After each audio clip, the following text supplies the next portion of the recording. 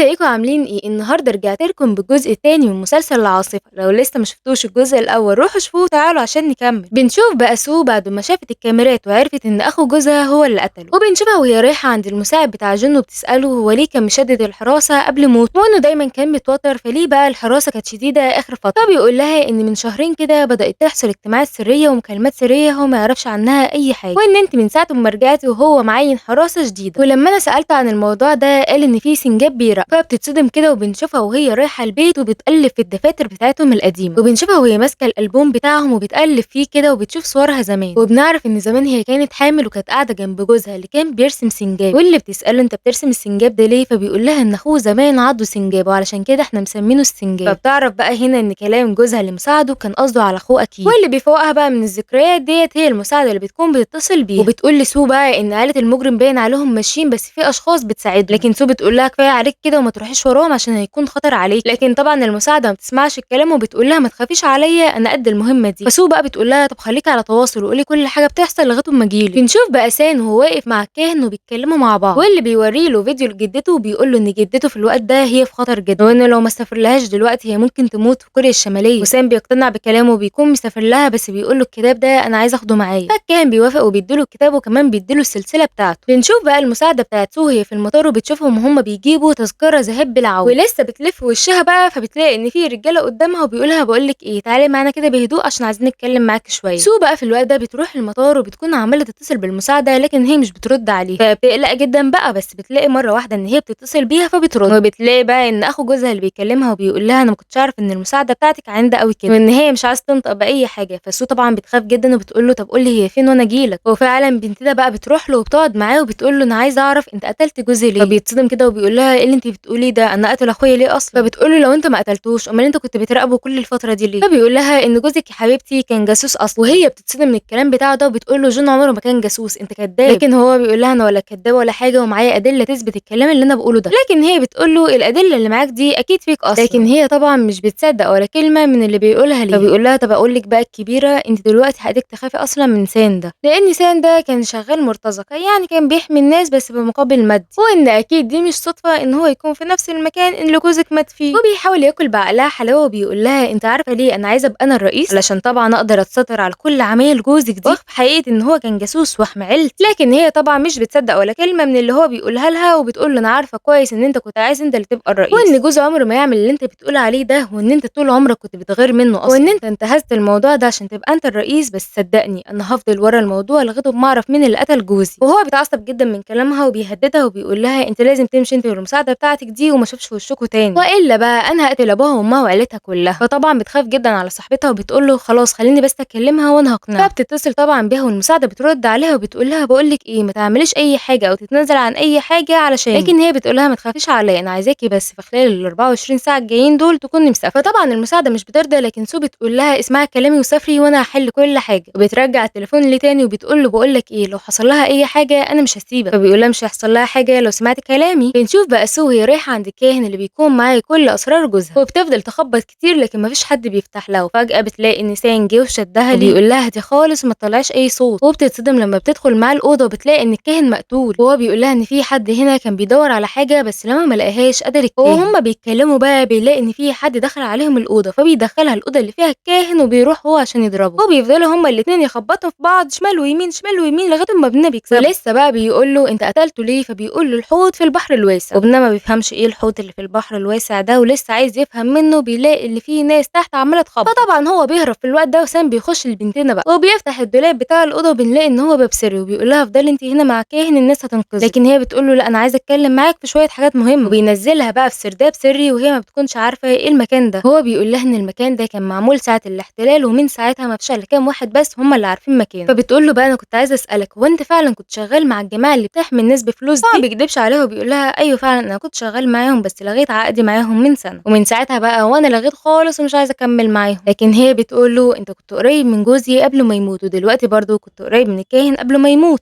لكن هو بيبص لها وبيقول لها انت نزلت معايا استرداد ده اللي عمقه 12 متر وانت مش خايفه مني، يبقى انت كده اكيد واثقه فيا، وانا كنت عند الكاهن دلوقتي عشان لقيت الكارت ده وكنت جايه اساله عليه. هو بياخدها معاه زي بدروم كده وبيخش يلاقي ان في ازاز خمره كتير، وبيدور في الازاز وبيلاقي ان في ازازه عليها اسمه، وبيفتح الازازه وبيرمي كل اللي فيها وبيكتشف ان فيها قلم. هو بيفتح الرساله من هنا بيلاقي ان هي عليها صوره بحر وجواها غواصه نوويه، وبنتها بتمسك الرساله عشان تقرا ايه الموجود فيها، وبتعرف ان في حد كان بعت الرساله دي لجوزها، ومحتواها بقى ان قمر صناعي رصد الغواصه دي وهي في البحر، وطلعت بقى ان الغواصه دي غواصه نوويه واللي بعتها كوريا الشماليه عشان تضرب في امريكا. وبنشوف بقى ان هم في امريكا عاملين اجتماع كبير جدا مع كل الدبلوماسيين، ووزير الخارجيه بتاع امريكا بيقول مفيش الا حل واحد، ان احنا نضرب كوريا الشماليه بالنووي. فالمساعد بتاعه بيقول له يعني احنا لو ضربناهم مش هيأثر على بقيه البلاد اللي جنبهم، لكن هو بيقول له ان هو فعلا هيأثر على الشرق الاوسط كله، بس احنا هنعمل ايه يعني. ولما بيلاقي ان الموضوع هيبقى كده بيبعت رساله بقى لجون وبيقول له انت لازم تحل المشكله دي قبل ما يضربوا بعض هما الاثنين وتبقى حرب، وبعد ما تقرا الرساله بتاعتي دي لازم تحرقها فورا. فهو بيقول لها عشان كده الكاهن كان بيقول لي ان انا اروح اجيب جدتي من كوريا الشماليه قبل ما تحصل الحرب دي، فبتقول له خلاص روح انت جيبها وما تقلقش عليا انا هعرف احل كل حاجه. هو بيستغرب كده ازاي هتحل يعني هي الموضوع، فبتقول له ان هي تكلم الرئيسه وتوري لها الرساله دي. هو بيقول لها انت واثقه في الرئيسه يعني، فبتقول له لا ما تقلقش دي كويسه جدا. فبيقول لها خلاص وبيلبسها السلسله بتاعته وبيودعوا بعض. فبتروح بقى قدام بيتها وبتفضل تتصل بيها لكن ما بتعرفش توصل لها نهائي، وبتقول للحرس ان هي عايزه تكلم الرئيسه وان هم يبلغوها، لكن بتلاقي ان العربيات خارجه والرئيسه واقفه لها وبتقول لها اركبي. والرئيسه بتقول لها انت كنت عايزه تقابليني ليه؟ فبتقول لها انا كنت عايزه اقول لك حاجه مهمه جدا، وبتوريها الرساله دي وبتقول لها باين عليه جون كان عايز يقابلك عشان يوريكي الرساله دي. والرئيسه بتقرا الرساله وبتقول لها هو ليه جون كل الوقت ده ما تخلصش منها، وان لو كان اتخلص منها ما كانش الكاهن مات دلوقتي. وبتمسك الرساله وبتولع فيها وبتقول لها ما تتدخليش انت في الموضوع ده وانا هحله. وبتقول لها الحرب دي انا هوقفها وموضوع بقى موت جوزك انا هحله. فسو بقى بتتصدم فيها وبتقول لها يعني انت عارفه مين اللي قتل جوزي؟ لكن هي بتقول لها موت جوزك كان فرصه ليا لان هو كان مترشح قدامي في الانتخابات. وسو بتكون مصدومه فيها لان هي عارفه مين اللي قتل جوزها وبتداري عليه. والرئيسه بتقول لها هو انت بقى فاكره اللي انت استقلتي من شغلك؟ لا يا حبيبتي احنا فصلناه لان انت اصلا ما كنتش بتعرفي تنافقي والشغله دي محتاجه نفاق، وانت الصراحه كنت غبيه وما بتعرفيش تاخدي قرارات في الاوقات المهمه. فسو بتفضل تبكي لان هي ما كانتش متوقعه ان هي تعمل فيها كده، لا وكمان بتهددها وبتقول لها انت لازم تسافري في خلال الايام دي، وانها مش بطلب منك ده امر مني ان انت تسافري. لكن سو بتقول لها ولو ما سافرتش يعني ايه اللي هيحصل؟ لكن الرئيسه بتقول لها انا دلوقتي شايله هم الحرب وان انا اوقفها والحاجات دي اكبر منك بكتير، فاللي هو يعني انا مش فاضيه لكلامك العبيط ده. وبتنزل هي من العربيه وبتروح الايفنت بتاعها، وسو بتنزل هي كمان من العربيه وهي زعلانه جدا. وفجاه سو بتقرر حاجه في دماغها وبتطلع تجري. بنشوف بقى سان لما وصل الصين عشان هيروح من هناك لكوريا الشماليه. بنشوف بقى سو لما راحت لحماتها اللي بنلاقيها ان هي بتشيل في الحاجه بتاعتها عشان هتنقل من البيت، لكن سو بتسالها هو انت كنت ليه رافضه جوازي من جون؟ فبتقول لها انا كنت عايزه زوجه ليه تكون كويسه وتساعده في حياته، اما انت فكنت بحسبك ان انت هتبقي بارده ونكديه. وسو بتقول لها بس انا عرفت ان انت وافقتي لان هو ما كانش هيعمل اي حاجه من غير موافقتك. فبتقعد حماتها معاها وبتقول لها انا كنت عامله كل التحريات عنك قبل ما تتجوزي، وعرفت ان مامتك كانت تعبانه وجون كان واقف معاكي في الوقت ده. فبقول لك حاجه كمان، رجعت معاكي بالذكريات كده لما كنت في ثانوي كنت بتحب البلد جدا لدرجه لما انت كنت في امريكا كنت معلقه العلم الكوري، وانا في الوقت ده كنت عايزه ابني يطلع سياسي، والسياسه يعني حب بلد يعني حد يفضل يتكلموا على البلد كتير، وما لقيتش حد احسن منك وانت بتتكلمي عن بلدك بكل فخر كده وهتديله حماس. فسو بتقول لها بقى هو انت لسه شايفه ان انا اللي اترشح للرئاسه بدل ابنك؟ لكن هي بتقول لها احنا مش هنقارن سانج بجون لان جون كان الناس كلها بتحبه اما سانج لا، وان عشان كده قلت اللي انت اللي تنفعي لان الناس كلها حباكي وبتراهن عليكي الفتره دي. وسو بتقول لها انا عارفه ان انت كنت ماسكه كل حاجه عن جوزك، اي نعم كان جوزك هو السياسي لكن انت اللي كنت بتديري كل حاجه، وان انا برضو عارفه ان انت اللي رشحتي جون للرئاسه وان هو من غيرك ما كانش هيعمل اي حاجه، فاللي انا طالباه منك بقى ان انت ترشحيني زي جون كده وابقى انا الرئيس، وفي وقتها هديكي كل الاملاك بتاعه جون اللي هو سابها لي. فحماتها عينيها بتلمع كده وبتقول لها خلاص اتفقنا هنعمل ايه بقى؟ فسو بتقول لها انت هتكلمي ابنك الحلو ده وتخليه يرجع المساعده بتاعتي من امريكا، لا ومش بس كده بوشكاش محفوظ بيضحي هنخليه كمان ينسحب من الانتخابات وكمان يكون مسافر في خلال ال 24 ساعه الجايين. وطبعا حماتها بتوافق على كل ده وبيتفقوا هما الاثنين مع بعض. وفي الوقت ده بنشوف سان وهو رايح يركب القوارب الغير شرعيه، لكن بيلاقي ان في حراسه مشدده واي حد بيركبها بيقتلوه، فبيقرر ان هو مش هيسافر خلاص وان هو يرجع كوريا ويحمي سو، وبيتصل بصاحبه وبيقول له خلاص انا قبلت العرض بتاعك. وبكده تكون حلقتنا خلصت النهارده، لو عايزين نكمل بقيه الحلقات قولولي، وسلام.